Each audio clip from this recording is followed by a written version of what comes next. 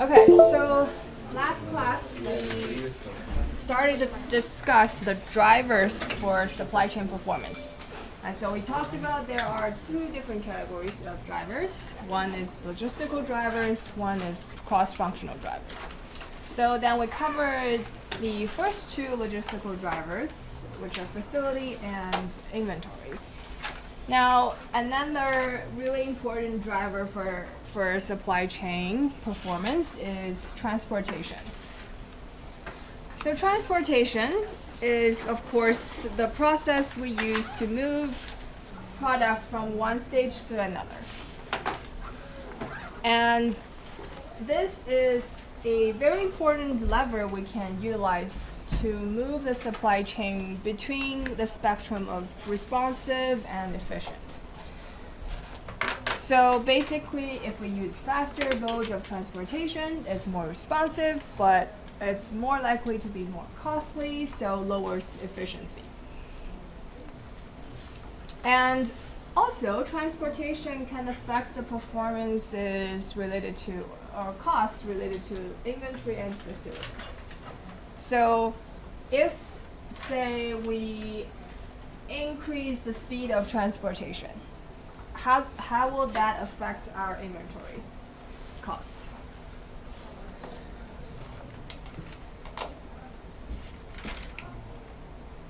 Does that increase or decrease inventory cost? Decrease inventory. And how does that affect facility cost?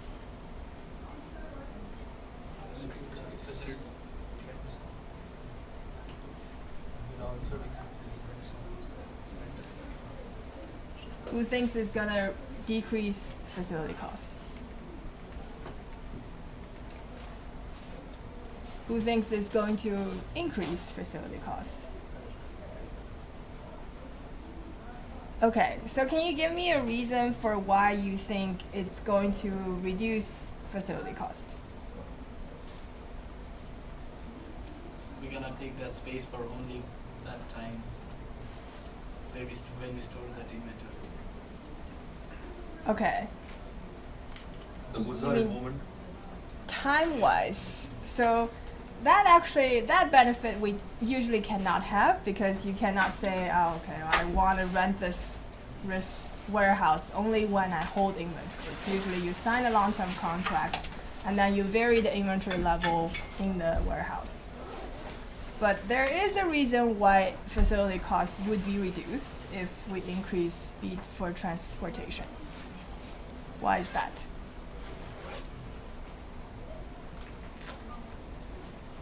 Less storage space. Less storage space? Less space is required to store the inventory. So facilities will be reduced in size. And why would inventory reduce in size? Because the transport is faster, so we can supply more fast. Just in time. Just in Right. time. Right. So basically, there are two effects, and which we'll talk about in more details later in this lecture. So there are two factors. One is the fact of economy of scale, right? So because of faster transportation, we can afford to locate the facilities farther away from customers, so which allows us to have more aggregation. And the other effect is the effect of pooling. So basically, when we put everything together, the uncertainties tend to reduce. And when uncertainty reduces, the level of inventory reduces, so inventory costs and facility costs will both reduce. Okay, so basically, transportation, inventory, and facilities they have these dynamics between each other, right? So we can choose, depending on the relative cost of each one, we can choose to adjust their levels of aggregation, speed, and so on to achieve this desired level of responsiveness.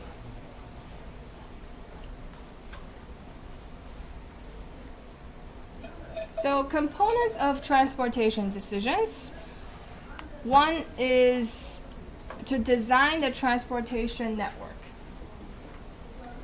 In order to do that, we need to decide what mode are we going to use, between which locations are we using each mode, and along which routes are we transporting our products. And then also, do we directly transport products from one location to another, or do we introduce some intermediate consolidation points? And then either the transportation is one-to-one, or one-to-many, or many-to-one, or many-to-many. Right, so basically, on one transportation run, do we visit multiple suppliers? Do we visit multiple buyers? So in terms of transportation mode, the available modes are basically air mode, truck, rail, ocean, and pipeline. Alright, so pipeline is the special mode we use, for example, to deliver water, gasoline,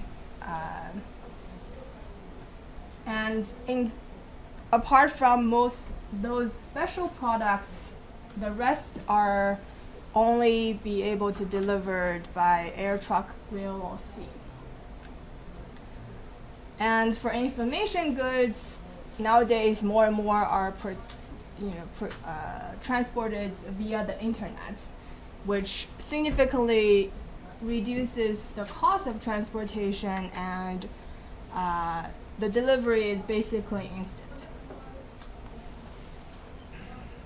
And so between the transportation mode, why do we choose a particular mode over others? It's because we want the desired attributes of these transportation modes. So these modes differ in their speed, in the size of shipments, in the cost of shipping, and in their flexibility. Right, so let's focus on these modes of the common modes of air, truck, rail, and sea. So moving in this direction, going from air to truck to rail or sea, obviously the speed will reduce. How does the size of shipment change? Size of shipment will increase. Cost of shipping decrease. So we're going from more responsive to more efficient. And flexibility decreases. Right? So it's hard to change a shipment when you're shipping it by sea compared to shipping it by truck or shipping by air. So the performance related to transportation can be evaluated along some metrics. So basically, we have metrics related to the inbound transportation and outbound transportation. So for each type, we'll have metrics associated with the cost of transportation, the size of the shipment, and the transportation cost per shipment. Now, so basically the shipment size and transportation cost per shipment, these two can be used to decide whether there is economy of scale or whether there is sufficient economy of scale. And then the same thing for outbound shipments. And also, sometimes we would like to look at the fraction of mode transported. So this is just to see, are we overusing or underusing a particular mode? So transportation, the main trade-off is responsiveness versus efficiency. And the cost of transporting a given product is the transportation efficiency, whereas the speed is transportation responsiveness. And of course, faster responsiveness usually corresponds to higher cost. So depending on your competitive strategy and supply chain strategy, we should use the appropriate mode of transportation.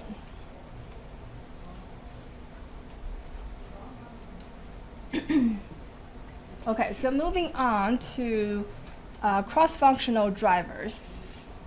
The first one is information. So information plays a very important role in supply chain management. It can improve the utilization of supply chain assets and improve our ability to coordinate between different stages in a supply chain. So information, remember last class we talked about this efficient frontier of supply chain performance. Right, so we have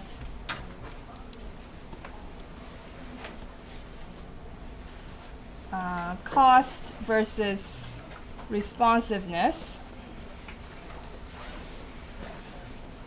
So, and then this is the efficient frontier. And we were saying most of the time you can only move along the frontier to adjust your responsiveness level. But with information, sometimes we can move this frontier from say here to something around here, so that both cost efficiency and responsiveness are improved.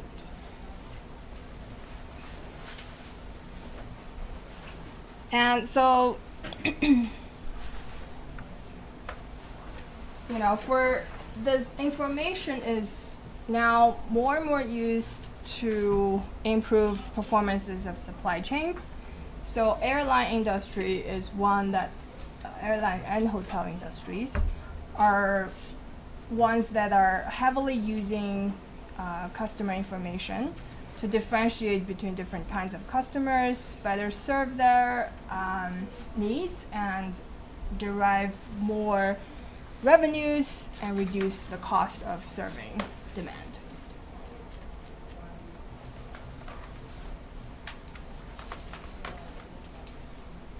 Now, in terms of competitive strategy, information, by implementing better information infrastructure, we can facilitate higher visibility of customer transactions and better coordinate decisions across the supply chain. And so, for example, if you go on any online retailer website, right? So now more and more we see a wide selection. So for example, if you go on Nike.com, it will actually allow you to make your custom shoe by clicking on the available online options. So, and then, first of all, these information are very visible to the customer themselves, right? You know what colors are available, what designs are available. And then once you make your selections, the order information is immediately delivered to Nike, who will start the manufacturing process. And the right kind of information can help the supply chain better meet customer needs at lower cost. So then the question is, should we always provide the most amount of information as possible? And why or why not?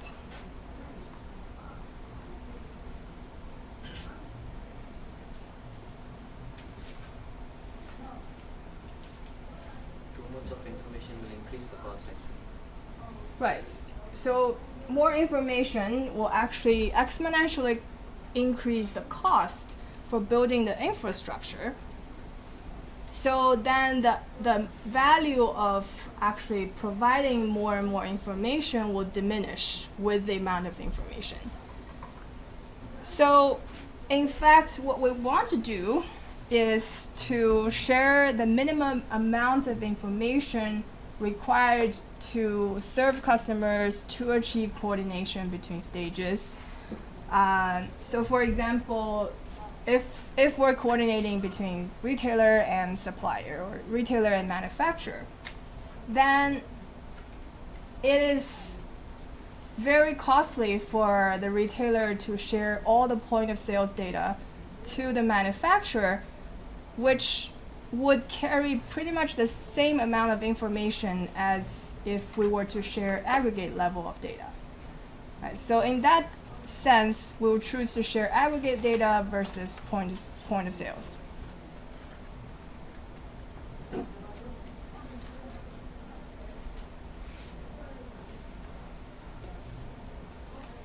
So information is very, very important in demand planning. So when we do demand forecasting, we need a lot of information.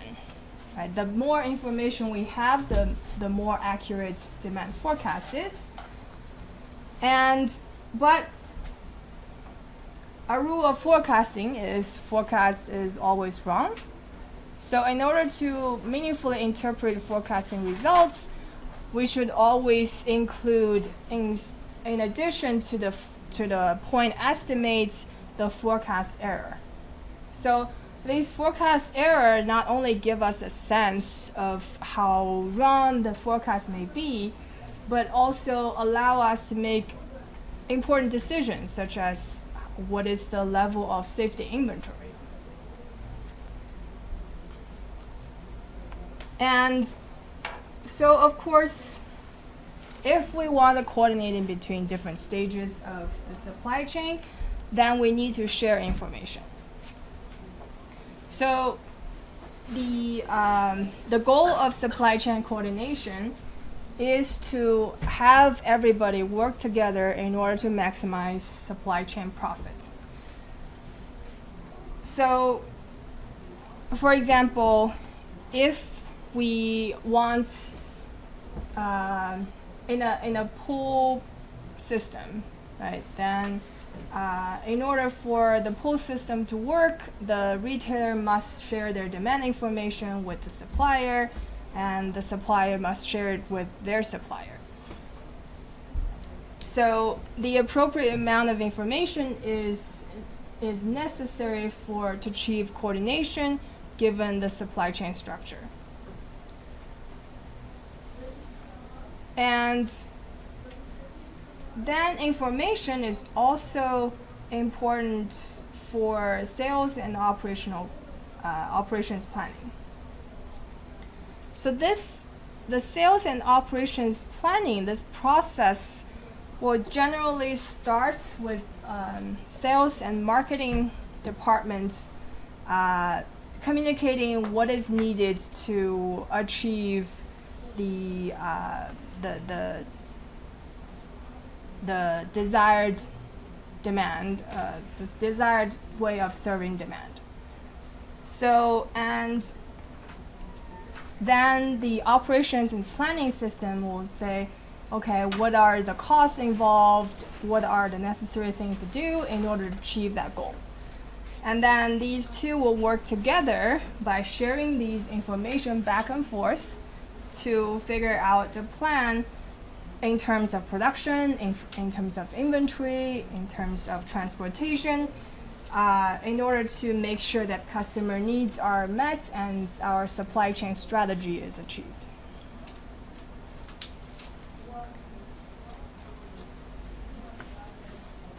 So to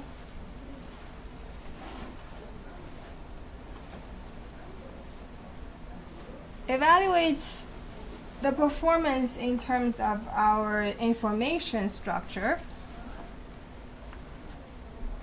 first we could look at forecast horizon. So the forecast horizon is how far in advance are we predicting an event before its occurrence. So how far are we forecasting demand for the next month, for the next quarter, or for the next year. And usually the forecast horizon should be less than the lead time. Lead time referring to decision lead time, so the amount of time in order for you to implement a decision.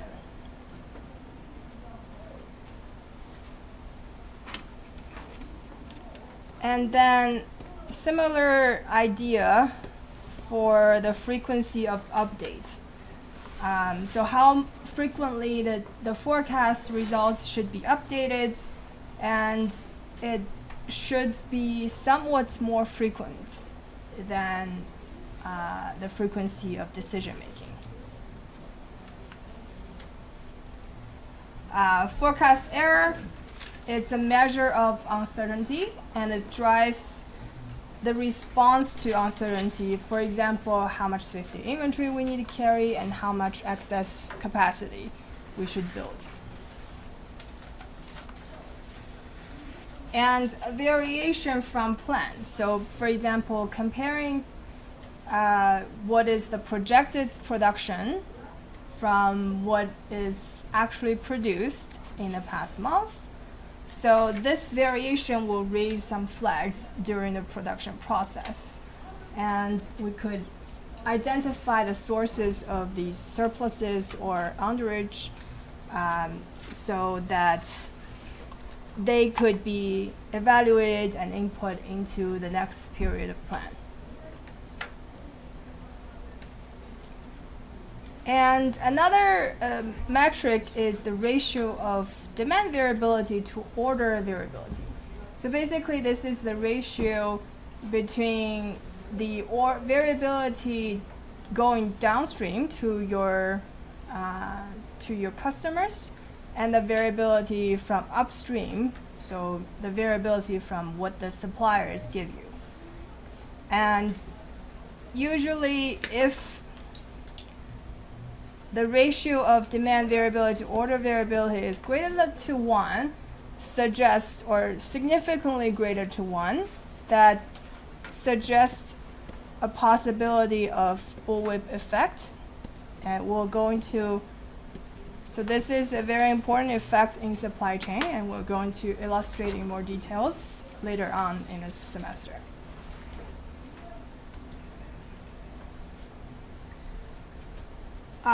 So in order to ensure information gathering and exchange in supply chains, there are some key technologies to utilize. So first one, electronic data interchange. It's a very a technology that has a very long history. So basically, this is what happens when we're replacing paper orders with electronic orders. So clearly that enable us to better track our demand and better track our supply. And of course, the internet is a very useful tool and interface for us to exchange information. And the ERP system is a widely used tool for companies to aggregate information. So in ERP system, we look at the tracking of transactions, and this information is also made available to all departments in the whole organization. And so the ERP system is more like a tracking and information sharing tool, whereas the supply chain management software is decision making based on these information. Right, so it will tell you for example, inventory levels, desired inventory levels, facility capacity decisions, and so on. And then RFID is a very, very important application in supply chains. So basically, with RFID, what it does is allow us to automatically track the flow of products throughout the supply chain.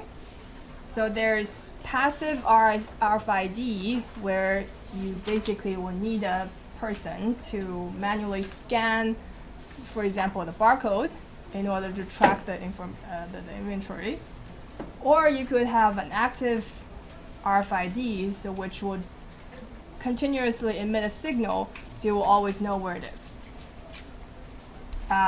So the use of RFID will significantly reduce the cost of handling inventory throughout the supply chain. So it will reduce the manual labor for counting inventory. It will also increase the accuracy of the information.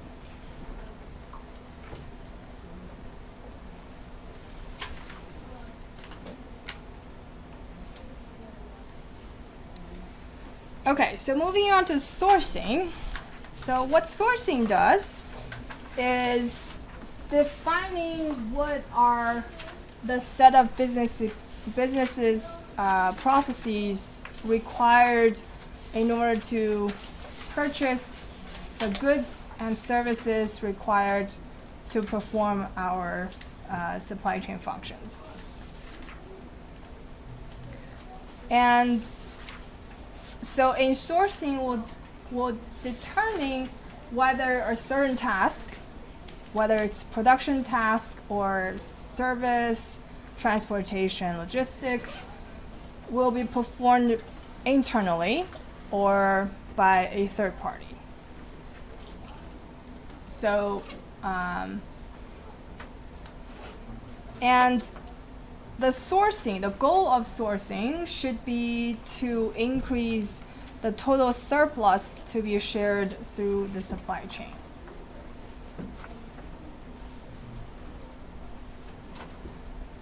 Now, again, so a lot of our strategies is to fit supply chain strategy, which is somewhere between responsive and efficient.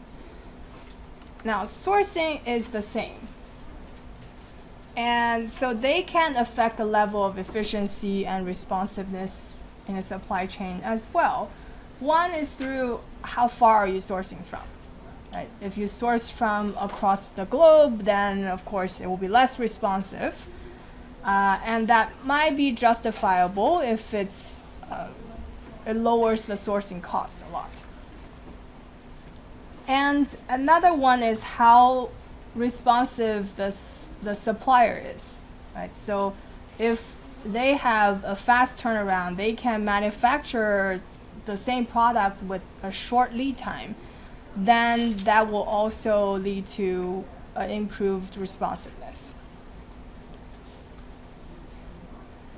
And so generally we would like to outsource something from a third party if it adds value. Or in other words, if it's too costly for us to do this in-house. And for the part that we derive a lot of value to us, or the part that we need a lot of responsiveness for, generally keeping it in-house is a better option.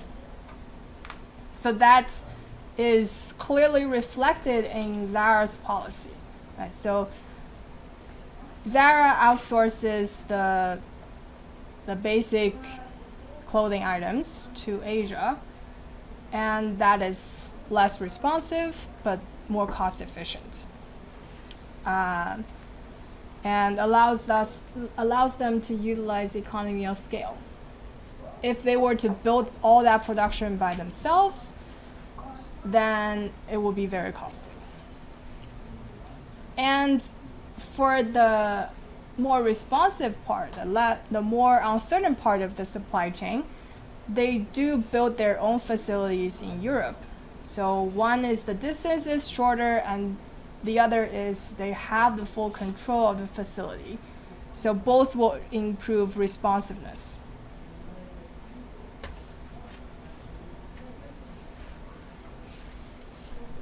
So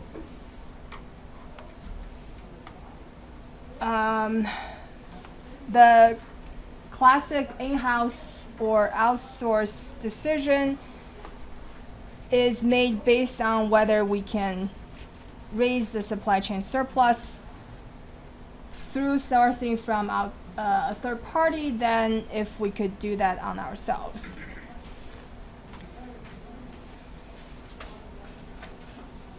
Now,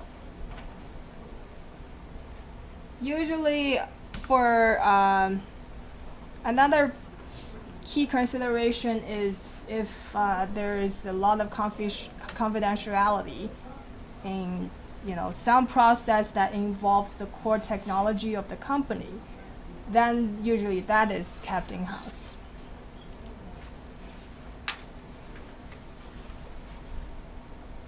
So another element of sourcing decision is selecting the suppliers. So one, we want to select the number of suppliers to perform a certain task. So usually sourcing to a single supplier allows you to explore more chances of economy of scale, for example, through quality discount, but that raises uncertainty, right? So if that supplier fails, you have no alternatives. So then for reliability issues, sometimes companies source from multiple suppliers. And then when we select suppliers, we also need to develop criteria for evaluation. So what is considered as a good supplier, whether it's their cost, whether it's their quality, or something else. And this is often streamlined into a formal program such as supplier scorecard. And then the actual process of obtaining goods and services from suppliers is procurement. And so the goal is to decrease the total cost and increase supply chain surplus. So the general rule of thumb for procurement is to set up more direct and more automatic procurement for direct materials that we're using in our production processes, and for more maintenance and repair parts, we can afford to have a less rigorous procurement process to make sure that the transaction costs are low. So metrics related to sourcing. Days payable outstanding. So basically, what is the number of days between a supplier performing a task or delivering product to the time that they're paid. Average purchase price is self-explanatory. The range of purchase price talks about the fluctuations, the historic fluctuations in purchase price during a specified period of time.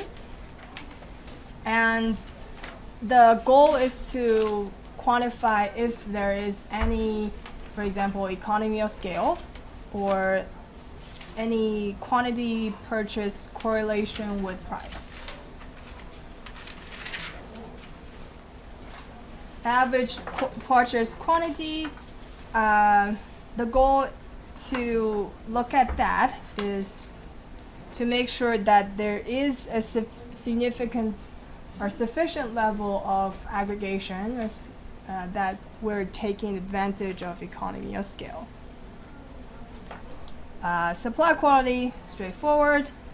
Supply lead time, so how long it takes to between placing an order to receiving an order.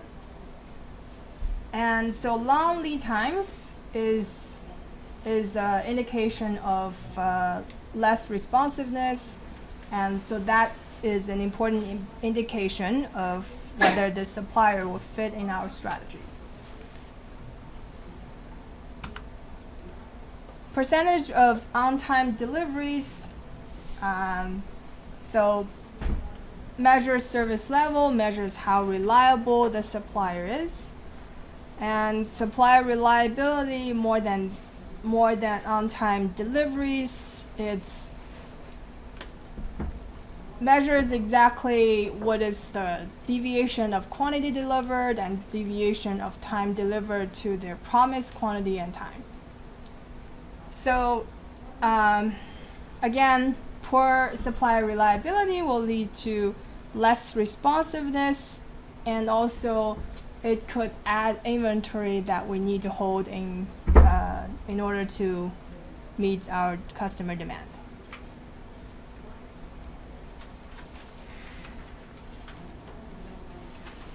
The last cross-functional driver for supply chain performance is pricing. So pricing is the function of determining how much we're charging for our products or services. And pricing is an important driver because it affects our level of responsiveness required. So there is a correlation between what is the value of the product and what is the appropriate level of responsiveness. And pricing also directly affects customer behavior. So it affects who our customers are and what are they desiring in terms of the value delivered. So the pricing strategies can also be used to match demand and supply. So the most simple case to achieve that is through price discounts. Right, so if we see a lot of inventory in-house, then run the price discount promotion campaign that will likely to raise demand and help us clean inventory. So again, through all of that, the objective is to increase profit. So increase profit could mean that we increase revenue, or could mean that we reduce cost. So when we do design a pricing strategy, we need to consider the impact on both sides.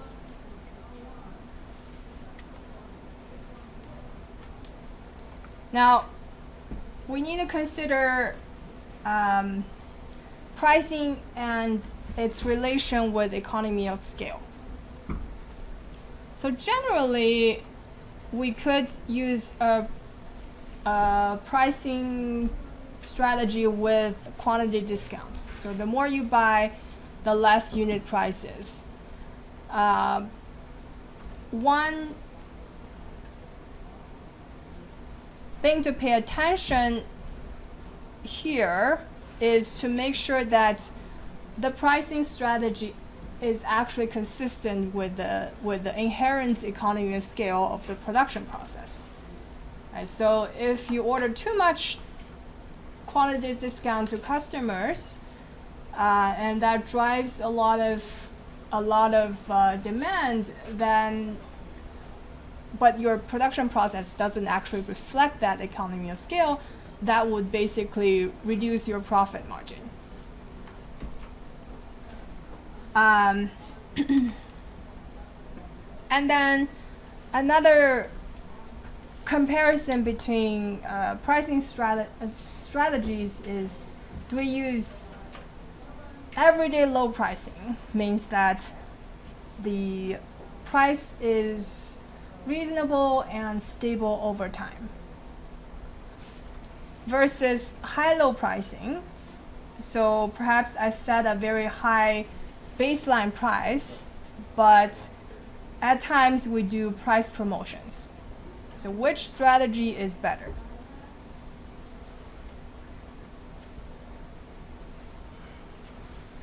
Now, first of all, what is your answer to this question? Which strategy is better? Everyday low pricing or high-low pricing? I'm hearing two voices. So if you like everyday low pricing, why do you like it? What is the benefit of offering everyday low pricing? All the common goods can be purchased in this everyday low price things. Customers will have a reason to return to make more purchases. Demand will be even. Demand will be stable and more predictable. So there is benefit to being able to predict demand accurately. Anything else?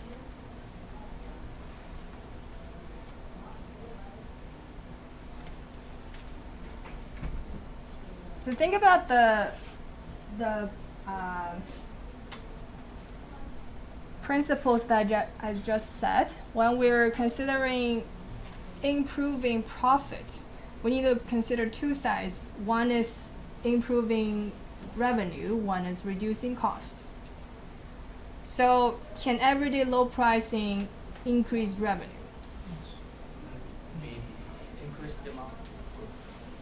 Increase demand how? Because with lower price that the consumer will eager to buy products and the demand increases. Okay, so maybe that is the confusion of the name of this strategy. So everyday low pricing is basically referring to a very stable price over time, whereas high-low pricing is something like this. But when we're comparing them, we're comparing maybe on average the price is the same. Right, so should we vary price or should we not, basically?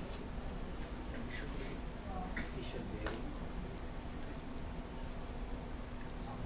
So now, everyday low pricing allows us to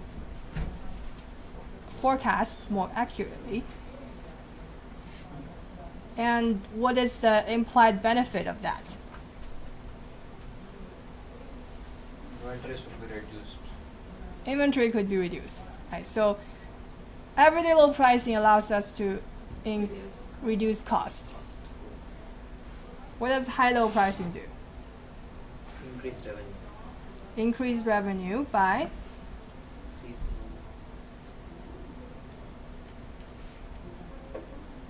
Increases responsiveness. increased response by basically matching supply with demand more accurately, right? Because we have this new lever, whenever we see demand drop, we can lower the price. We see demand increase, we can increase the price. All right. So then depending on your supply chain strategy and the customer profile, perhaps one pricing strategy is better than the other. So this is reduce cost or operational cost. High-low pricing is increase revenue.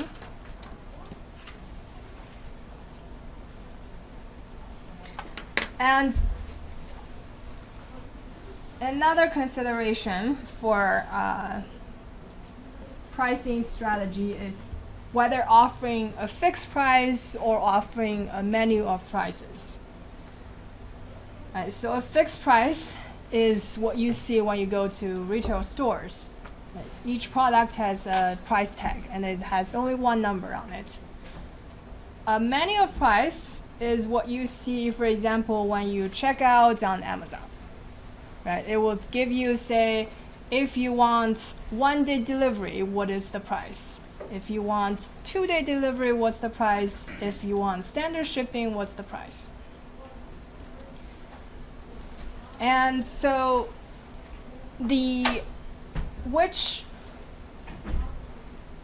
usually which price is attractive depends on the preferences of the customer, right?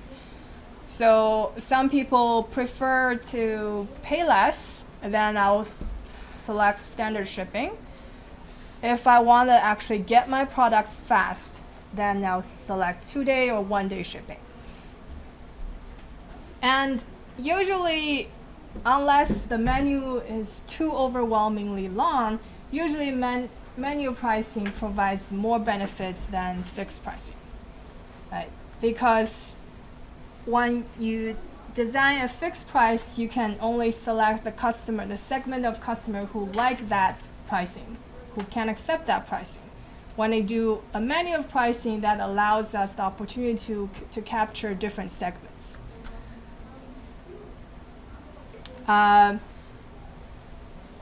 One thing to be a caution against when we look at basically either fixed price or a menu price is whether price is actually proportional to cost. So if it's not, then it could actually generate undesirable customer behavior that hurts our profit.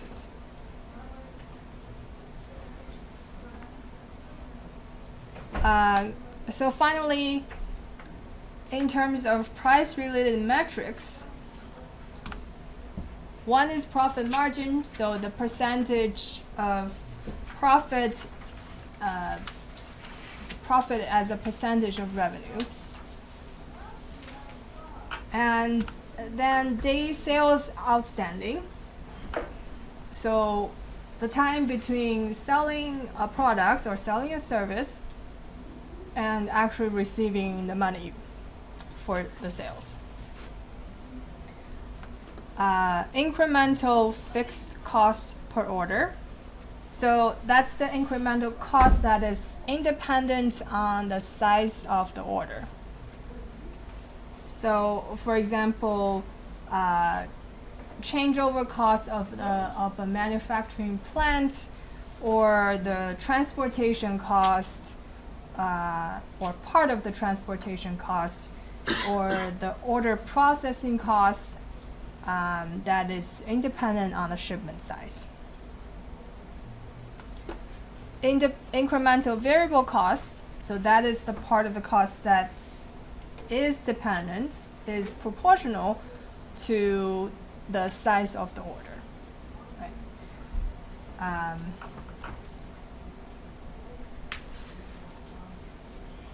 Average sale price and order size combined with the fixed cost per order, variable cost per order, will help us to estimate the contribution from performing supply chain activities. The range of sale price measures the maximum and highest and lowest prices for a range of time, and that combined with the range of periodic sales. So basically the maximum quantity sold or minimum quantity sold per day, per week, or per month during a specified time horizon. So these range of sale price, range of periodic, periodic sales are often analyzed together to get a correlation between customers' response to different prices.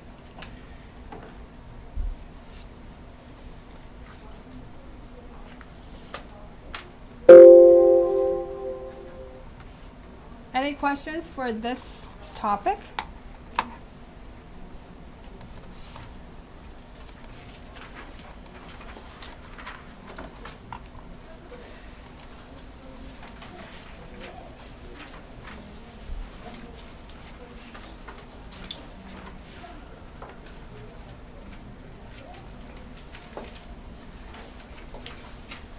So our next topic is very related to what we have just discussed. So we talked about supply chain strategies and the important drivers of supply chain strategies. The next few topics is to look at how to appropriately design supply chain networks in order to reflect these strategies.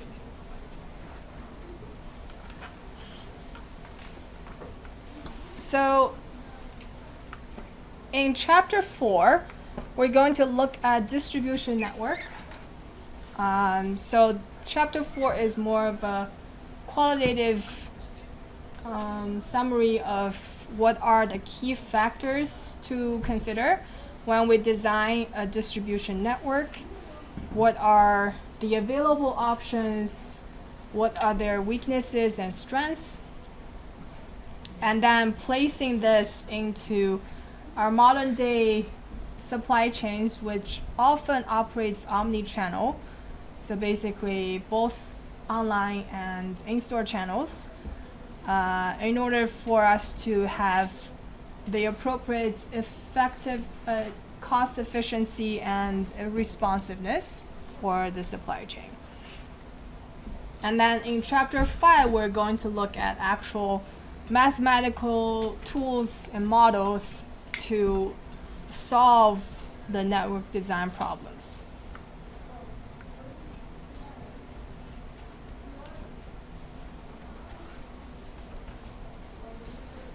So distribution occurs between every two pairs of stages in the supply chain.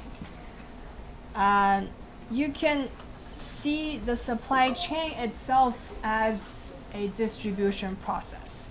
Right? So it's the steps we take in order to move the product from our raw material suppliers all the way to final customers.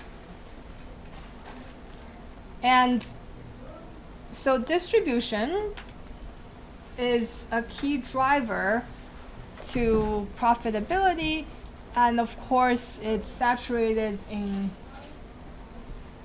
various factors of supply chain cost and is what we do to achieve the highest level of customer value. So in a distribution network, the design is key. Right? So with the appropriate design, we can achieve the appropriate level of responsiveness and efficiency.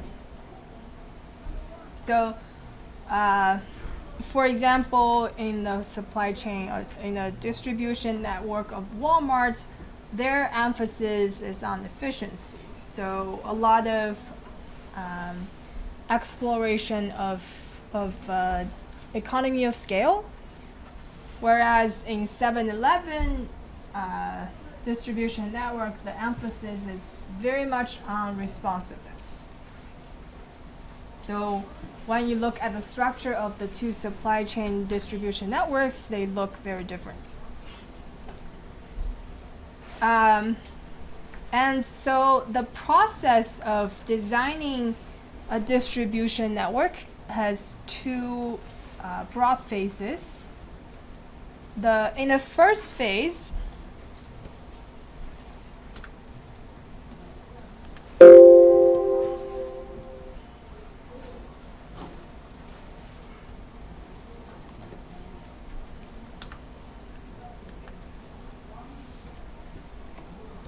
the first phase, we define the broad structure of the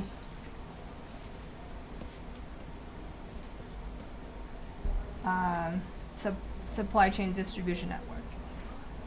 And later on in this topic, we're going to look at some of the most common broad structures of distribution networks. And in the second phase, it's what we do is converting this broad structure to specify specific locations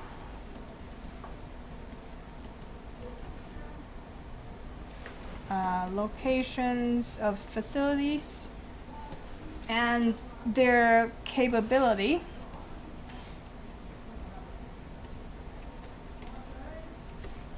their corresponding capacities, and how do we allocate demand to these capacities.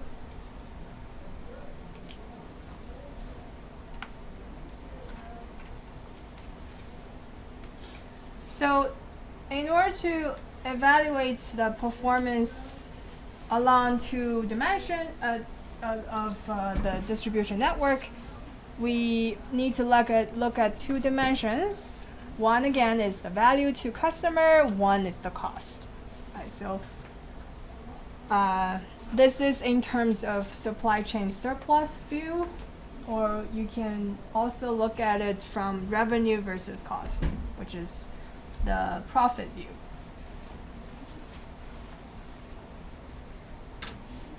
And so in order to evaluate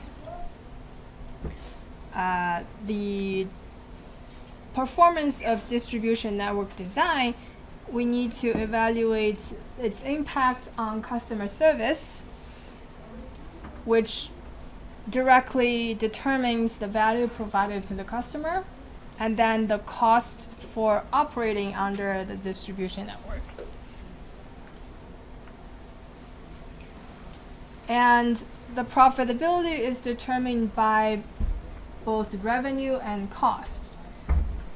And the customer needs that are met influence the revenues, which along the cost will decide together profitability.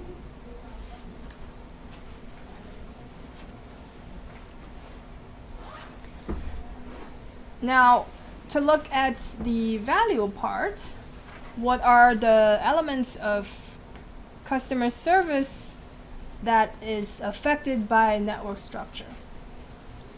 One, of course, is response time. So how long it takes for a customer to receive his or her order. Now, a key input of supply chains distribution network structure is how close the facilities are to our customers. The closer they are, the faster the response time. And then product variety. So basically, how many types of products can be purchased through this supply chain or distribution network. Product availability. So the probability of having a product in stock when demand arrives. Customer experience. So this is more of a soft metric. So basically the ease for customers to place and receive orders, and then to whether their experience is customized to fit their own need. And then it also includes some very experiential aspects. For example, the ability to get a cup of coffee as you go shoe shopping. So all of that is a part of customer experience, and it varies person by person. And so time to market is the time it takes to bring a new product, to introduce a new product to market. Order visibility.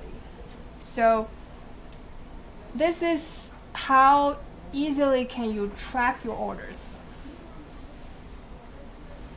So, and then finally returnability. So how easy can you return your product if it's unsatisfactory, and the ability for the distribution network to handle such return. And so all of these elements can affect customer service, but different customers have different tolerance for these different elements. And therefore, depending on your competitive strategy, which determines which segments of customers you're serving, we might want to focus on one or some of these elements versus others. So for example, let's think about the distribution network for Amazon bookstore versus Barnes & Noble, which is the brick and mortar bookstore. What are their different focuses in terms of customer service? So first, Barnes & Noble, what is their focus among these elements?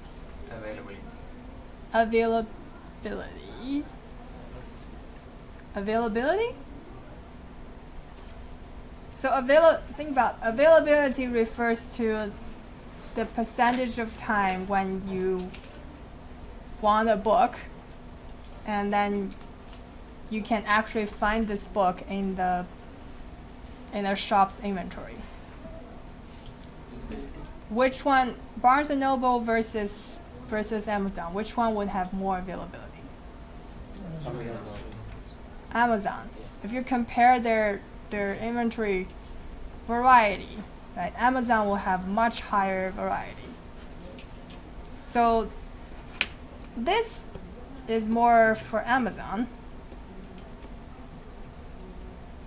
What about Barnes & Noble? What do they focus on then? Customer experience.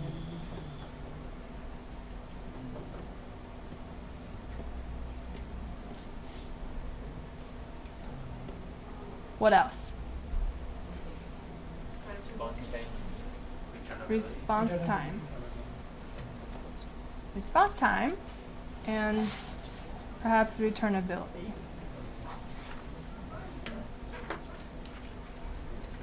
All right, so Amazon focus on product availability. Anything else? Time to market. Time to market, yes.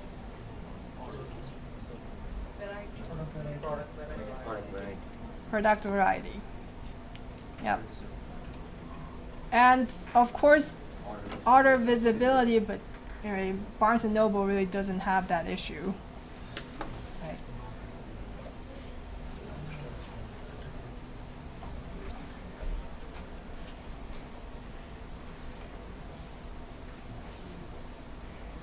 Okay, so the cost involved in the supply chain is highly affected by our network structure.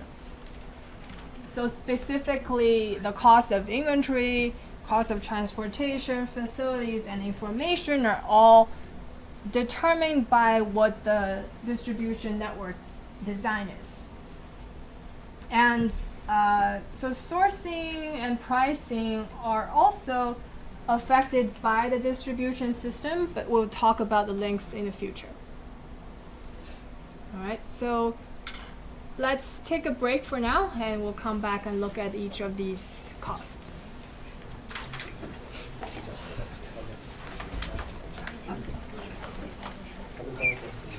Okay, so before looking at each of these costs, let's look at the number of facilities relationship with required response time.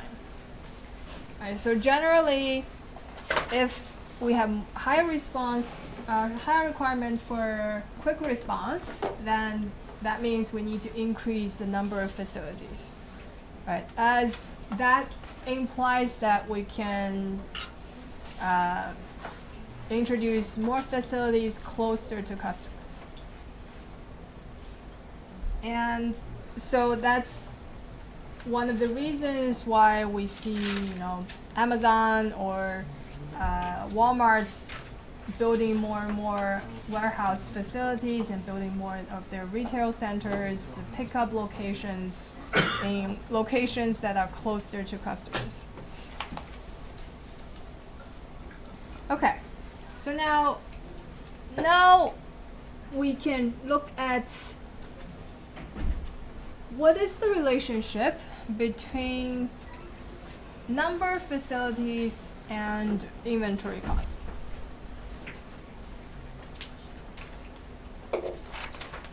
As the number of facilities increase in the region, do we expect inventory costs to increase or decrease? Increase. And the reason is?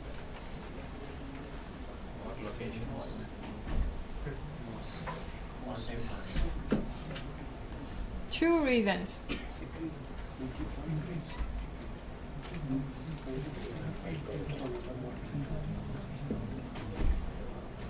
And I mentioned these two reasons in the first half of this lecture. Transportation. Forget about transportation. Let's just focus on inventory.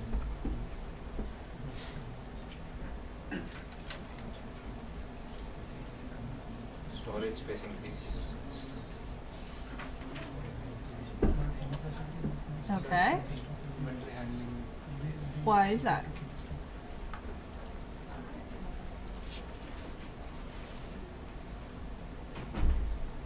So, if we increase the number of facilities, do we expect each facility to get bigger or smaller? Smaller. That means we have a lack of what? Control. Cost, related cost. We repeatedly talk about this effect.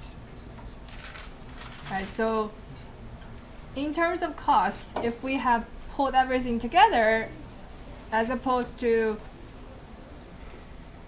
put them in smaller piles, Information. there is an economy of scale if we pull everything together. So then if we increase the number of facilities, we have smaller facilities, there is less economy of scale. Another reason is related to demand uncertainty.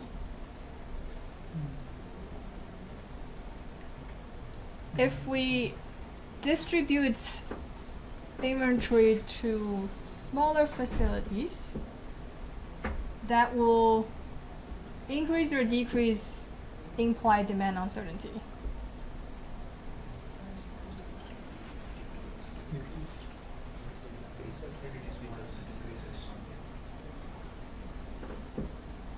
Actually, it will increase implied demand uncertainty.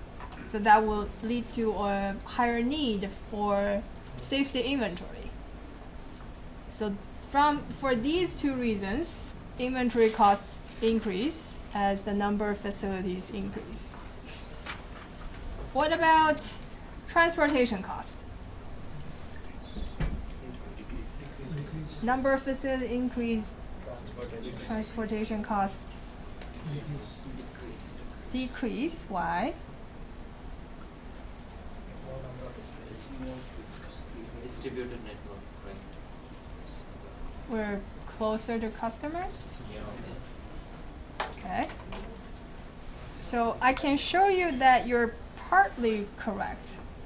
So we do have a region where transportation cost is decreasing. But then as the number of facilities become very high, transportation costs will increase. Can you think of a reason why?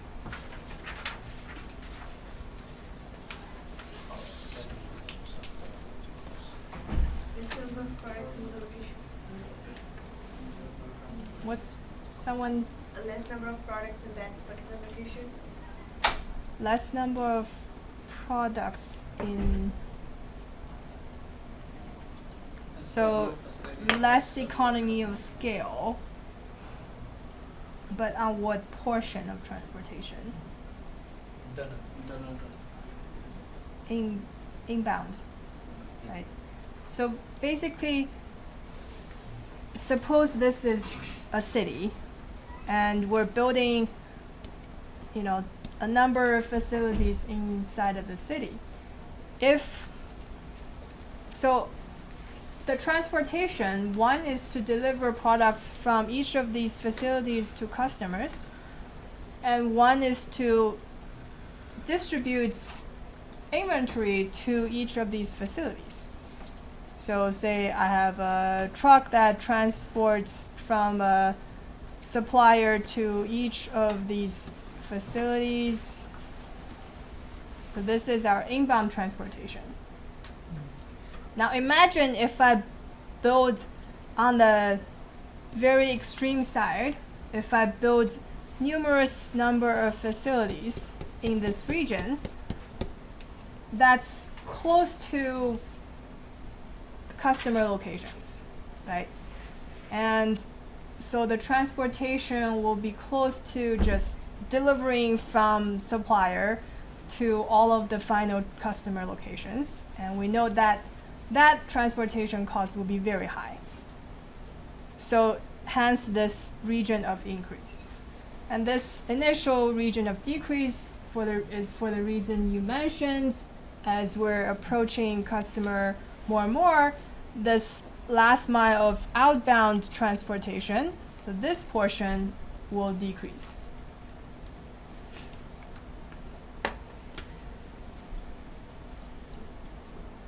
Okay, so now facility costs, as the number of facility increases, facility costs would increase. So that should be the simplest question to answer for all of these three questions.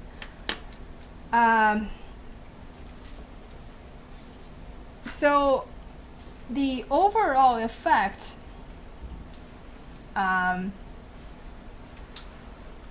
if we sum up all the costs, inventory, transportation, facility costs, we would end up with a curve like this. Right? So initially the total, we call it total logistics cost, will decrease with the number of facilities, because in this region the last mile delivery is a major part of the total cost. And as number of facilities increase more and more, the increase in inventory costs, facility costs, and inbound transportation will dominate. So the overall effect is cost will increase. So, and then this dashed line is what we curved out in the first graph. So response time will decrease as we increase the number of facilities. So for total logistic cost, we can find a point, say it's here, that minimizes the total logistic cost. So let's say this is our capital N. Then we have a result that says the number of facilities in the distribution network should be at least this value. Why is that?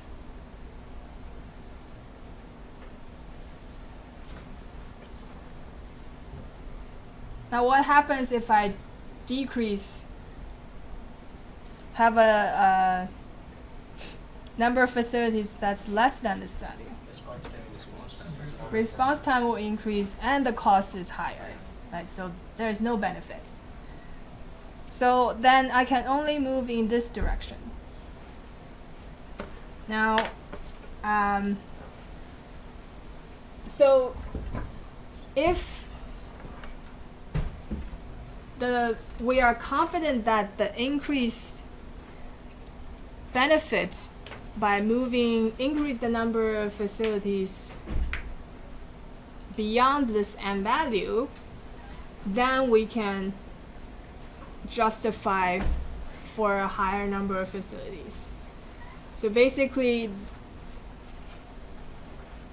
the added value would be that we'll be able to serve more customer demand. Right. So if that added responsiveness creates more revenue than the added cost, then moving towards this direction is justified. Otherwise, no.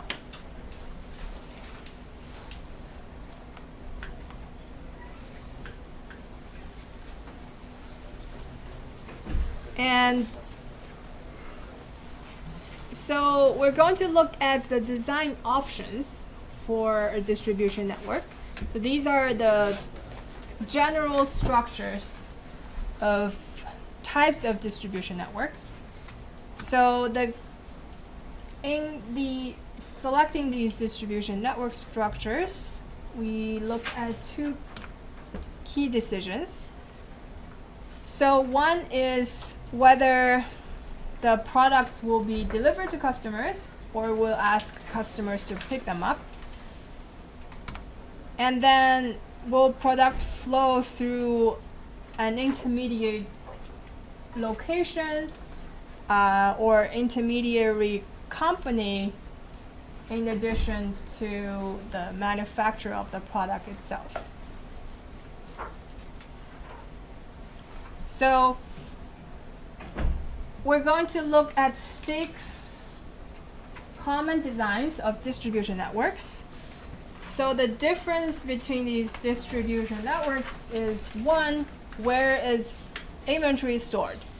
Right, so we're going to look at storage at the manufacturer's location, distribution location, or retail store location. And then how the inventory is being delivered to the product, whether it's through direct shipping or through carrier delivery, last mile delivery, or through customer pickup.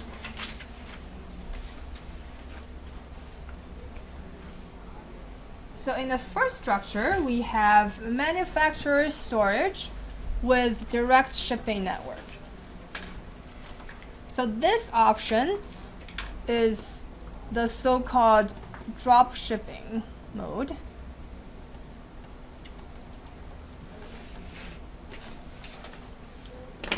So drop shipping says we are going to deliver product directly from manufacturers to customers. The retailer really just acts as an information exchange. So customers will submit their order information to the retailer, and then the retailer will forward the order information to the manufacturer. Then upon receiving this order information, the manufacturer may start their production process or ship the product, the order, from their inventory. And this is shipped directly to customers. So you can see the the product flow flows directly from manufacturers to customers, and information flow flows through customers to retailer and then retailer to manufacturer. And even though there is only one retailer node here, it doesn't mean that in a whole network there's only one retailer. Right? There could be many, many retailers, and each manufacturer could get information from multiple retailers.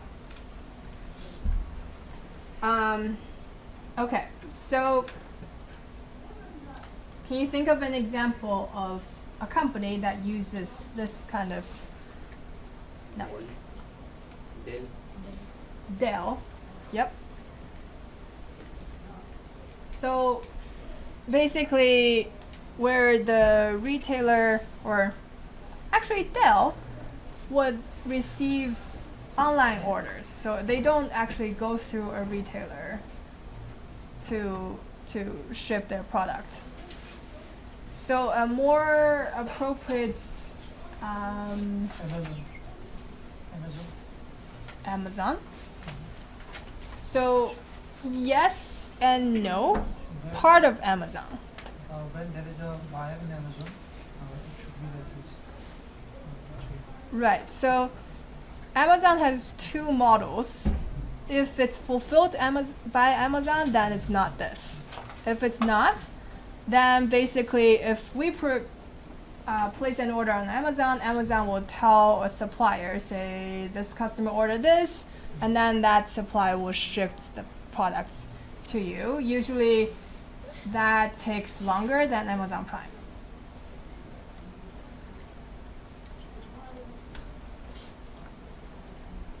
Okay, so what are the performance characteristics of this dropshipping network?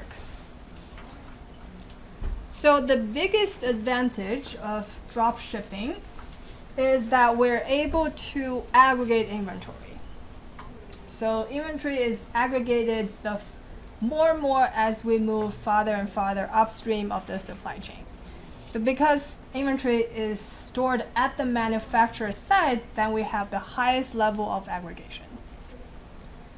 Therefore, inventory has economy scale and inventory cost is low for this dropshipping network.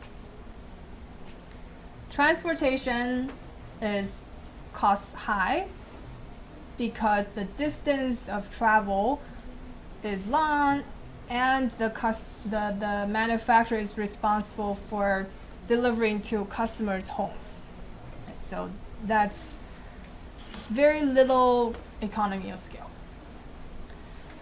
And then facilities and handling, the facility cost is low because of aggregation.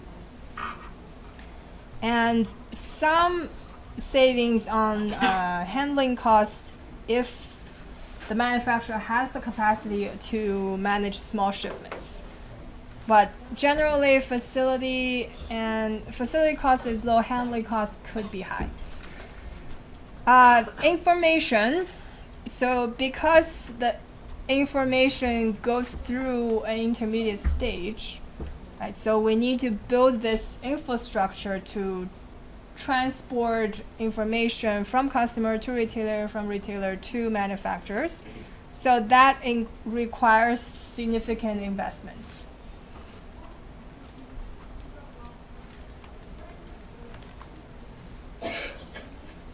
And then in terms of response time, the response time is long, basically, because of how long the distance is from the point of shipping to customer locations.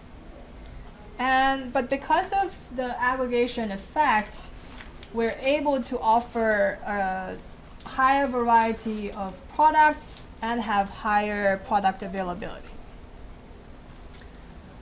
In terms of customer experience, it's good in the sense that we do have the products delivered to us. It's not good because we have to wait for a long time. And if the products we order have multiple components, then in this direct drop shipping structure, we don't actually coordinate the manufacturer shipments. So then you could receive the components from an order at different times, so increases the customer receive cost. Time to market is fast because as long as the manufacturer develops a new product, then it can be made available to the customers. So it doesn't need to be made available to the retailers first. Order visibility is more difficult because need for tracking, but is important from a customer service perspective.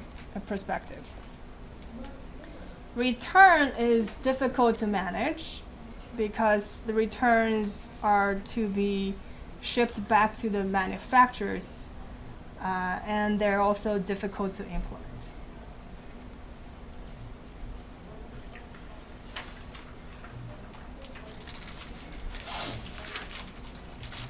So, and a very similar network structure that is close to dropshipping is in-transit merge network. Now, the information structure in the in-transit merge is the same as dropshipping.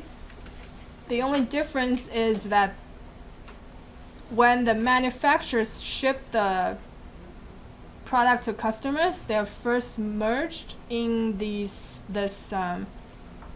in-transit merge sites by the carrier. So the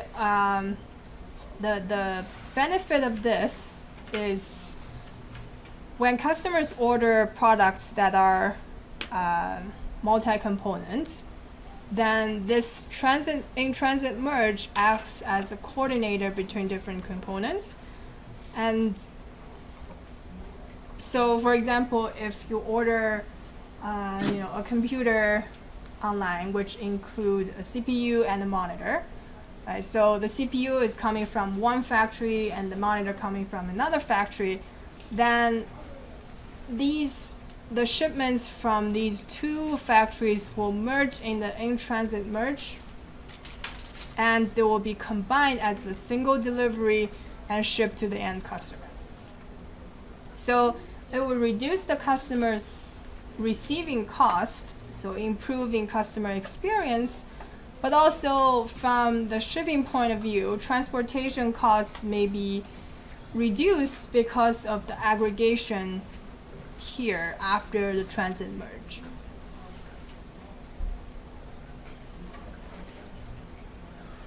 So this approach has the biggest benefits if the product is high value and demand is difficult to forecast, particularly if the product production can be postponed.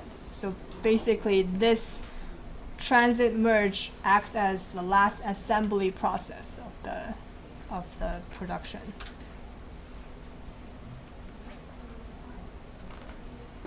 Okay, so let's think. To compare the performances of the in-transit merge to drop shipping model,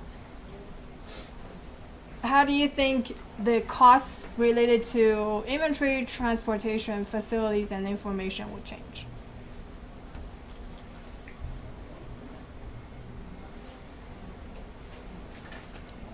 Is inventory cost higher or lower?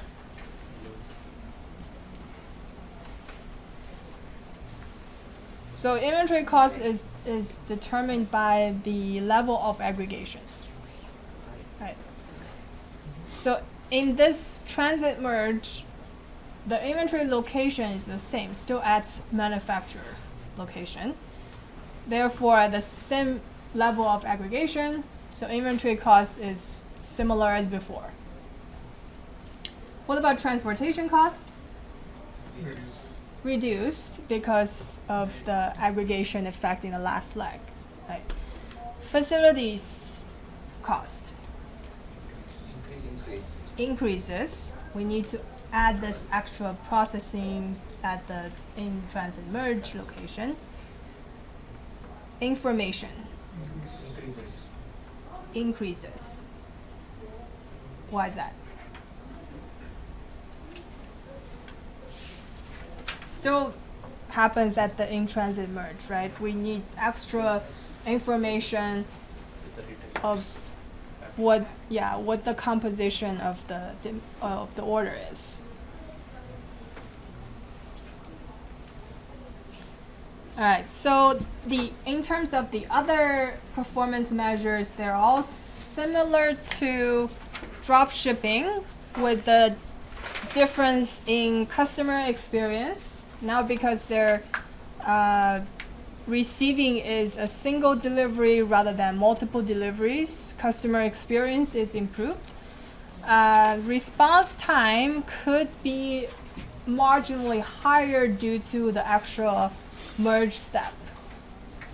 And this is especially significant if we don't actually coordinate the shipping from the manufacturer.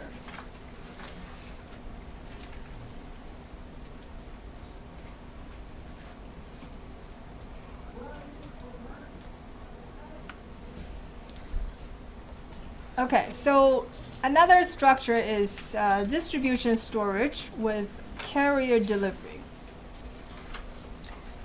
So in this case, we have the customers will place order to either the retailer or the distributor. And the inventory is held at the distributor's location. Right, so the orders are fulfilled directly from the distributor's warehouse or the retailer's warehouse. So, and then they in turn will get their replenishments from the factories. So here is inventory. And the distribution, the transportation from warehouse to customers is through carrier delivery rather than performed by the distributor themselves. Okay, so the key difference is one, the inventory location. Second is that the order information does not go to manufacturers. Okay, so can you think of an example for this structure?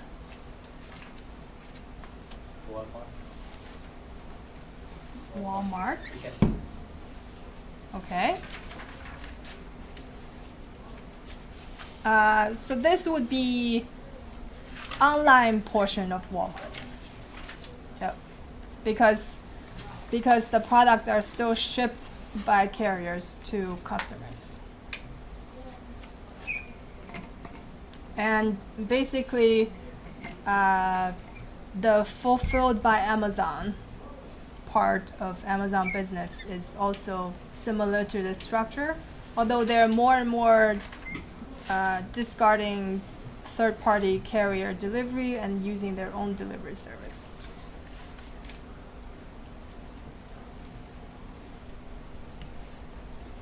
Okay, so comparing to what we talked about before, the in-transit and drop shipping, what are the performance in terms of the cost factors? Inventory cost would increase because of lack of aggregation. Transportation cost decrease. We're getting closer to the customers. Facilities and handling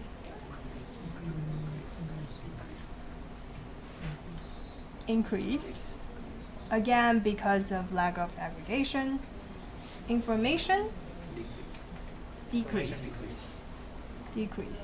There's no need to share information with manufacturers.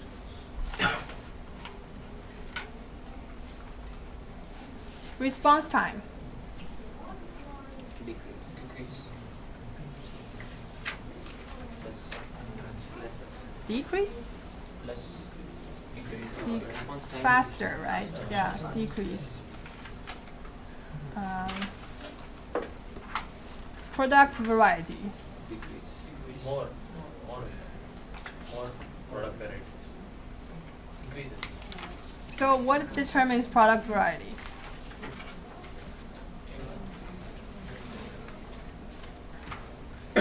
It's also determined by aggregation. The more we aggregate, the more capable we are in providing more variety. So since we have less aggregation in this case, product variety will be less. Product availability also less. Customer experience Increases. increases because we get faster shipping. Time to market.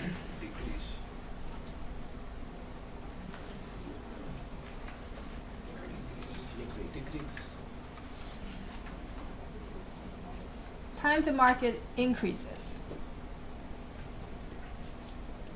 Because now, if the manufacturer develops a product, it first needs to sell it to the distributor. Then the customer can get access.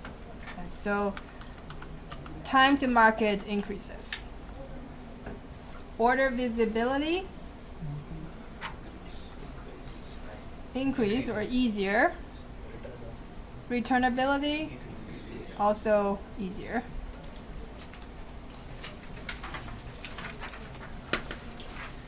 Okay, and the next structure is distributor storage with last mile delivery. So again, very similar structure to the previous one.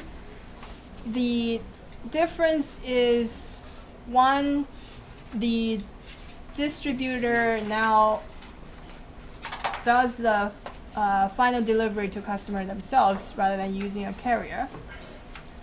And secondly,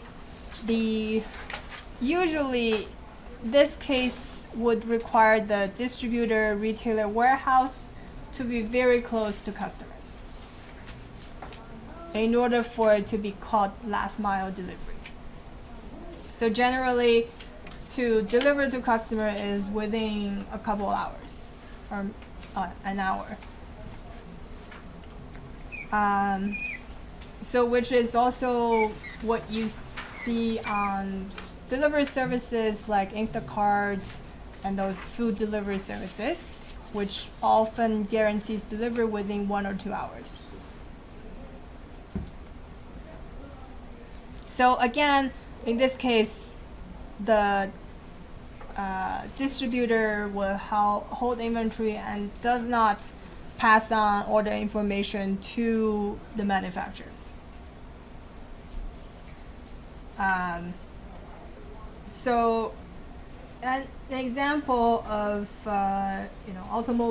automobile spare parts distributor. So they will store the spare parts inventory in locations that are very close to dealerships. The dealerships usually don't hold their spare parts inventory because of the high fluctuation and their limited space. So whenever dealers need these spare parts, the distributor will take less than a couple hours to deliver these parts. So, and then inventory-wise, inventory cost is higher than distributor storage because since we're slightly closer to customers, then usually that means the facility size is smaller, so less aggregation, less economy of scale, so higher inventory. Transportation, last mile delivery is always the most costly of transportation. Because the shipment sizes are usually very small, so almost no economy of scale. And then in terms of facilities and handling, facility costs are higher because more facilities are needed and less economy of scale. Information, similar to distribution storage, relatively low information requirements because no need to transfer this information to manufacturer. The response time is fairly quick, generally same day delivery nowadays. Product variety, so because of the less aggregation, product variety would be slightly less, and product availability would also be less. Customer experience with last mile delivery is generally quite good. You get the best of two worlds. You get very fast delivery, and the cost is often absorbed by the service. And then time to market is slightly longer now that it's closer to customers and farther away from manufacturers. Order visibility is, since the delivery time is so fast, there is a less of a need to track your order. Right? But there is still a need to implement the tracking services so that customer will have some level of visibility.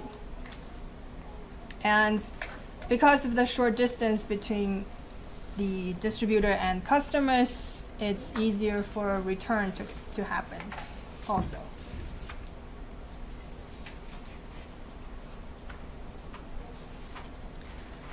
Okay, so next, general structure,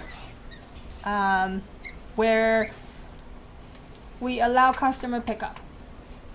So in this structure, we store inventory could either at the manufacturer location or at distributor location or at pickup sites.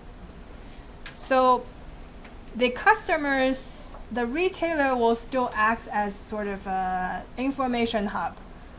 So customer will still place orders with the retailer, and the retailer will pass on this information to the manufacturer, which through a cross-dock distribution center will distribute the orders to these pickup sites, which are usually located very, very close to customers. And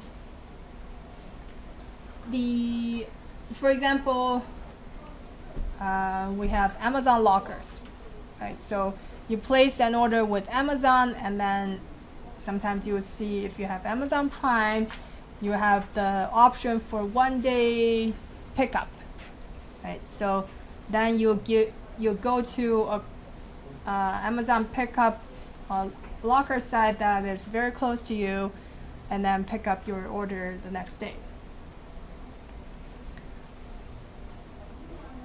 So in terms of inventory performance, so that depends on where you place inventory in this structure. Depending on where the inventory is, cost can match with any other options. Transportation cost, since we ask customers to pick up their orders, right, so we don't need to do the last mile deliveries, and that's a big portion of transportation costs. Therefore, this option reduces transportation cost. Facility costs can be high because of the need to operate these pickup sites. And then information is also significant. We need to gather information, transfer further information to various sites and coordinate these information between different stages. Response time is also fairly quick, close to the package carrier delivery with manufacturer or distributor storage. Product variety is depends on where you hold your inventory. Customer experience is slightly lower because now they need to pick it up themselves. Time to market also depends on where inventory is held. Order visibility is difficult because of the multiple stages that's involved, but it's very important because we need to let customers know when their orders are ready, where to pick them up, and the staff at the pickup location needs to be ready, and customers should be able to identify where their product is.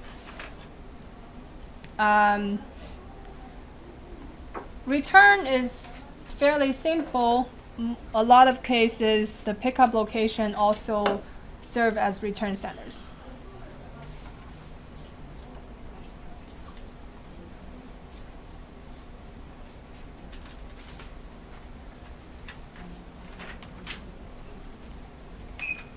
Okay, so last structure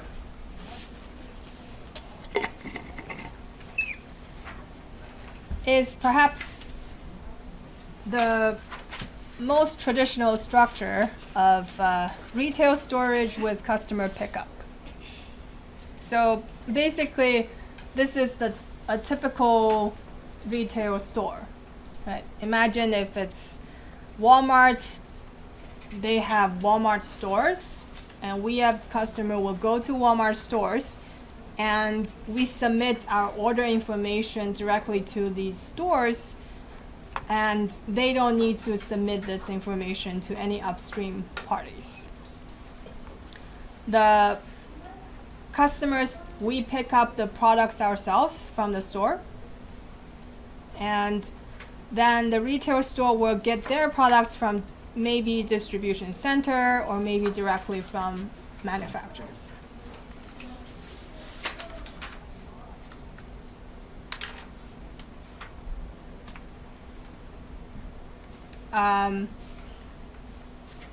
The various performances, inventory cost is the highest because retail store is often very close to customers and therefore has low economy of scale.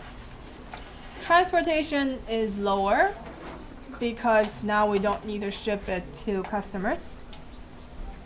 Facilities and handling is high, and information is required for some if we're actually taking online and phone orders at the retail stores, but otherwise information structure is very simple. Response time is very fast, right? So we can just go to a store and pick up our orders in a matter of less than an hour. Product availability as a result of lack of aggregation is low, and variety is low, and availability is also low. Customer experience wise, it depends on who you are, right? So if you value the experience of shopping, or you value the fact that you can touch and feel the product, then this retail storage with customer pickup is a very good experience. If you value convenience, not needing to travel, then this is not a good experience. Time to market is very high. Product needs to go through multiple stages to be available to retailers.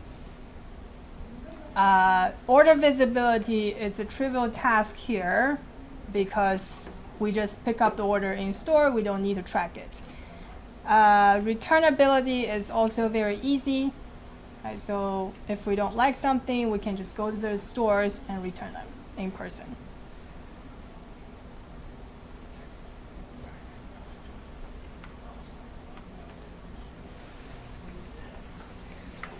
All right, so to compare the performances of these different network designs. Now, generally, there is a trend as we go, say, farther away from the manufacturer sites and closer to customers or closer to the market. And so if the inventory is held closer and closer to market, then response time improves.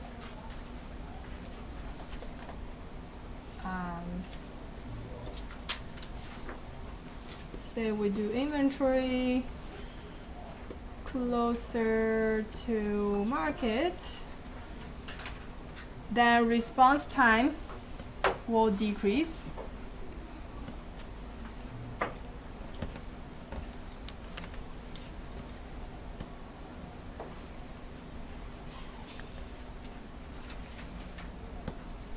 Oh, can't draw, but you know it decreases. Product variety, product availability, and the inventory costs, facility costs will degrade. And in terms of transportation, the option with retail storage and customer pickup leads to the lowest transportation cost, and the last mile delivery leads to the highest transportation cost.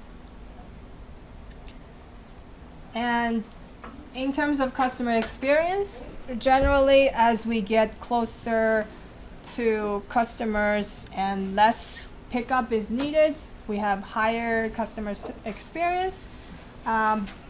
But whether storage or pickup is a good or bad thing depends on who the customer is. In terms of information requirements, if it's a retail store involved and with customer pickup, the information requirement is the least demanding.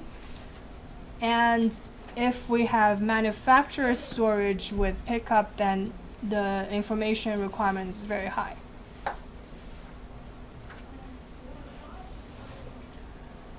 So, and then the appropriate network also is correlated with the product's characteristics. So if the product has very high demand, then we would prefer to have the inventory location closer to customers. And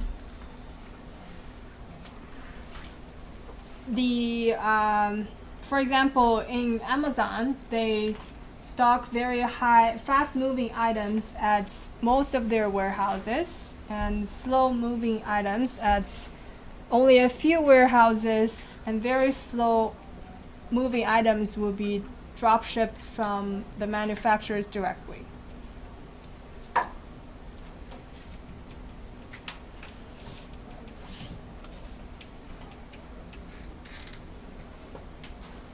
Okay, so in the last part, let's place this into the omni-channel retail and look at the various implications.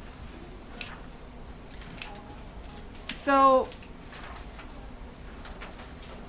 in omni-channel retailing, we use multiple channels to interact with customers and fulfill their orders. So online channel and in-store channel, delivery versus pickup, And so just as any supply chain, in an omni-channel supply chain, we also face information flows, product flows, and cash flows. So, and then we can, in terms of how these flows work, we can categorize omni-channel retail supply chains into several different categories. So, in terms of the difference in information flow and in product flow. So information flow can generally be done either face-to-face, which is what happens in brick-mortar stores, or remotely, which is done online. And product flows could be done by home delivery or ask customers to pick them up themselves. Now, in the if information is face-to-face, so we have brick-mortar stores and customer pick up their own orders, then we have, for example, traditional retailing, going to a Walmart store. And so here we have face-to-face interactions, and customer will leave with the products themselves. And this usually require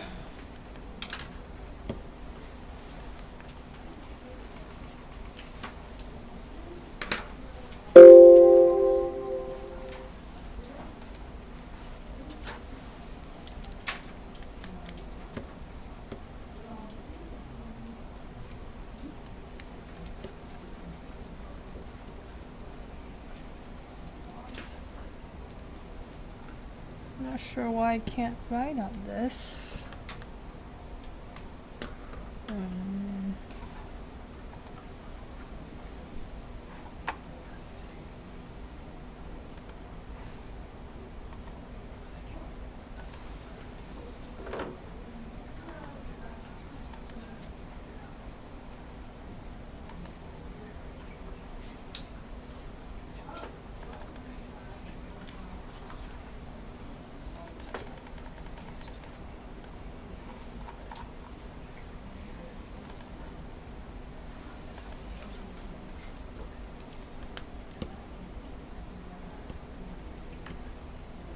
Nope. Oh, man. Okay. Never mind. So, in traditional retail, we usually have multiple facilities that are very close to customers. And as a result, we have high inventory costs and low transportation costs. And on the upper right corner, we have face-to-face interactions, but the products are delivered to the customers, or at least picked up by the customer at a later stage. So this is what happens in showrooms. So basically, what happens for Ethan and Alan, right? So you go to a showroom retail location where they don't hold the inventory, and you choose the products, and later this information will be transferred to, say, the manufacturer, and then the manufacturer maybe drop ship the product to you.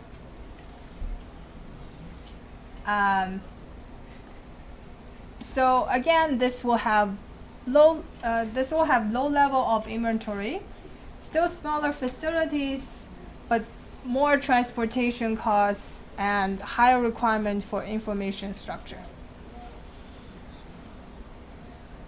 And then we have remote information, so basically the online channel.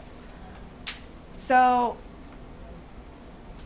on the left hand side, we have online information plus pickup. And so basically this is, for example, to say we order groceries online at, say, Whole Foods, and then someone at the store will process the order and have it ready for you to pick up. Then you go to the store and pick up the bag of your grocery. So this will have a little more aggregation of inventory depending on where the inventory is held, whether it's retailer or higher up on the supply chain. And it will have at least no more locations than traditional retailer, often fewer locations, and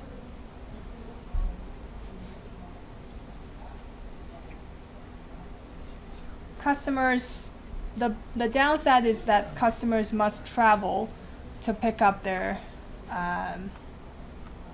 products.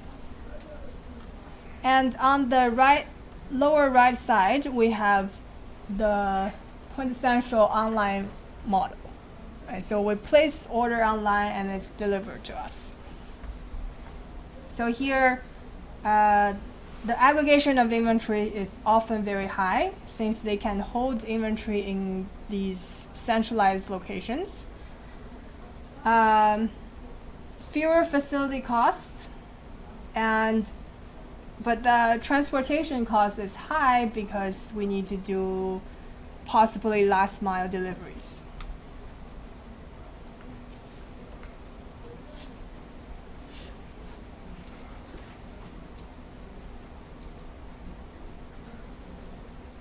So in terms of the different performances of these different channels, in terms of response time, if customers are asked to pick up, then response time is generally quicker.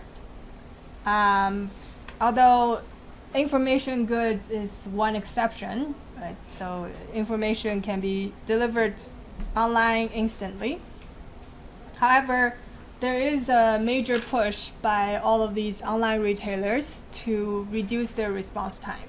And so we see more and more same-day delivery or 2-hour delivery. And in terms of product variety, if we're allowing information to be accessed remotely, that generally leads to higher level of aggregation, more ability to provide a high variety of products, and then also leads to higher product availability.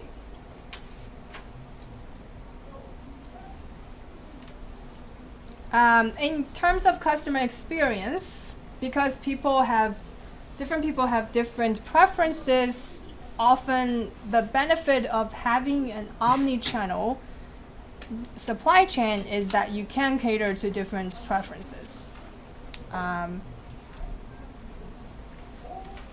so some people prefer to not travel, some people prefer to be able to feel the products first.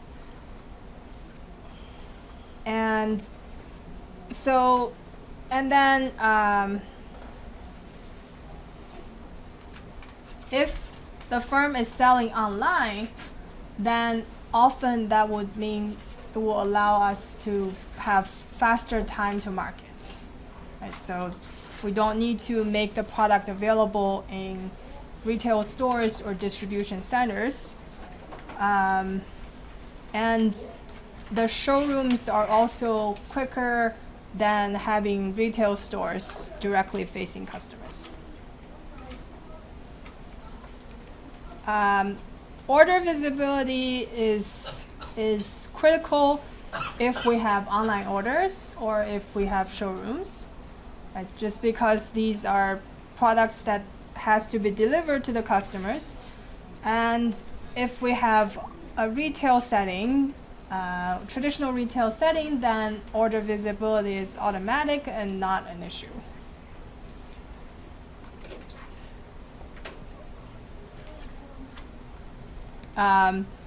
returnability, if we have face-to-face interactions with customers, returnability is easier. And another implication of information exchange is that if information is exchanged remotely, then there is a higher chance that customers are not happy with their products, so which will lead to more returns. So direct sales to customers. And so this is one of the benefits of having the online channel. So this will allow us to share customer direct information with the manufacturers, so who can use these customer information to have direct access of customers, right? So this is what happens when you order customer shoes on Nike website. So Nike, as the manufacturer, will directly get your order information. And then in terms of technology enablers, so now with the various services on the internet and the payment services on smartphones, funds transfers are more and more efficient, which enables the reduction in costs for online channels.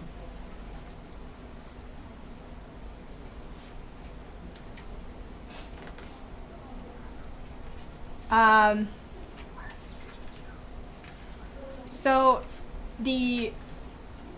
in terms of the relative costs for omni-channels, the inventory cost will tend to be lower if customers will wait, and if the variety can be postponed after the customer orders are received. And facility costs are related to either the physical facilities of cost of building physical facilities and the costs associated with operating these facilities. And then we have transportation costs. So of course, if it's a digital product transported online, then the lowest cost of transportation occurs in that case. If it's the products on digital, then aggregating inventory will increase transportation cost. In terms of information, the investment requirement is higher for channels that can only provide information remotely.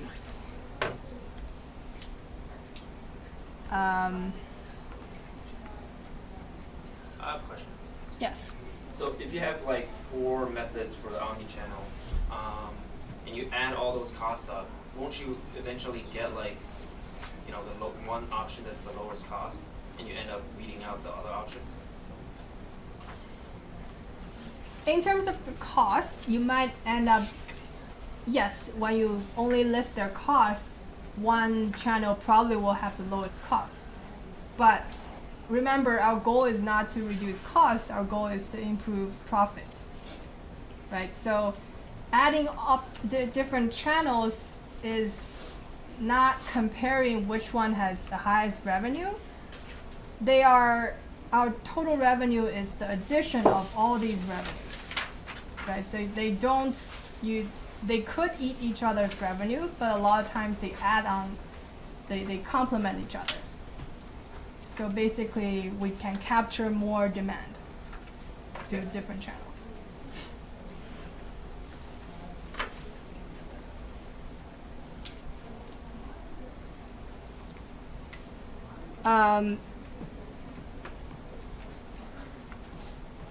So the characteristics of products and customer needs will influence which channels we choose.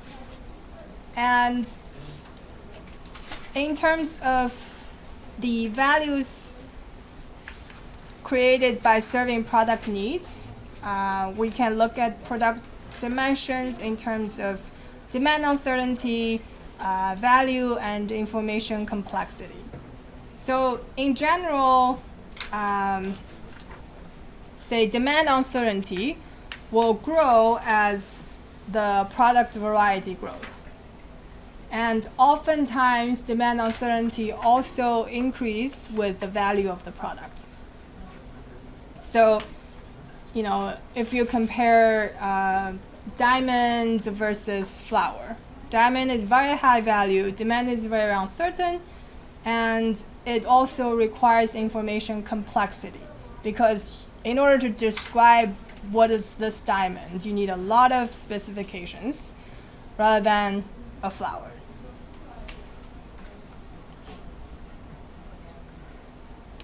And for customer dimensions, basically the most important thing is the willingness to pay. You know, some people care about the cost of the product. Some people care about their experience, or some people care about the convenience. So, and then in the rest of this 3 tables, we relate the product characteristics with the appropriate choice of omni-channel setting. But to summarize, basically, the traditional retail will be most suited for predictable demand, right? Or it will also be suitable for products that are not as predictable, but information complexity is high. So having a face-to-face interaction is very easy to convey information. Showrooms as a structure is suitable to for price with high information complexity and high demand uncertainty and high value. The third option, online information and home delivery, is more suitable for products with unpredictable demand and low information complexity. And then online information with order pickup is basically a really nice complement to the home delivery channel because it has a lower delivery cost. And so on your own time, you can read through these tables to see the correspondence between different channel structures with different product characteristics and different customer values. Any questions? All right, that's it for today.